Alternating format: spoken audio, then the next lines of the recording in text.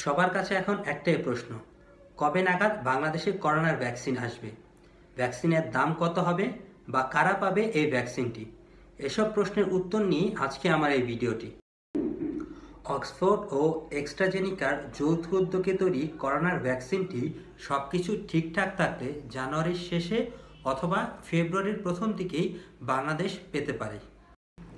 ভ্যাকসিনটি উৎপাদনের দায়িত্ব পেয়েছে পার্শ্ববর্তী দেশ ভারতের সিরাম ইনস্টিটিউট। সিরাম ইনস্টিটিউটের সাথে বাংলাদেশের বেসরকারি ওষুধ প্রতিষ্ঠান ভ্যাকসিনকো একটি চুক্তি করেছেন। সেই চুক্তি অনুযায়ী ভ্যাকসিনকো এই ভ্যাকসিনটি সরবরাহ করবে বাংলাদেশে।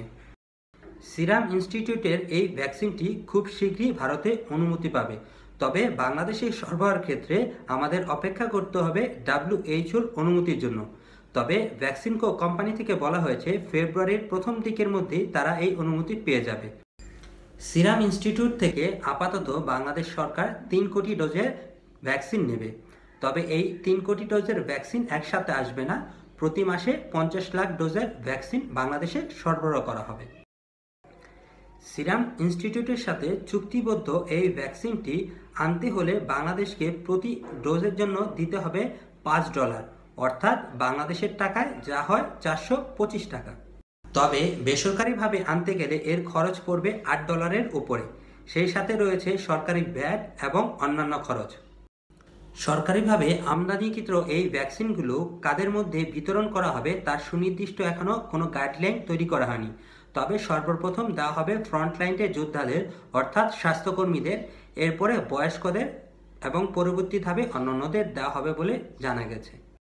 ইতিমধ্যে আপনারা দেখতে পাচ্ছেন প্রতিদিন করোনায় শনাক্তের সংখ্যা এবং মৃত্যুবরণকারীর সংখ্যা বেড়ে চলছে খুব দ্রুত গতিতে, অর্থাৎ আমরা করোনার দ্বিতীয় ঢেউয়ের দিকে এগিয়ে যাচ্ছি। সামনে শীতকাল, করোনার প্রকোপ আরও বাড়বে। তাই যতদিন পর্যন্ত আমরা ভ্যাকসিন হাতের নাগালে না পাচ্ছি ততদিন পর্যন্ত ভ্যাকসিন হিসাবে আমাদের ব্যবহার করতে হবে মাস্ক। আসুন সবাই সচেতন হই, সবাই মাস্ক ব্যবহারে একে অপরকে উদ্বুদ্ধ করে তুলি।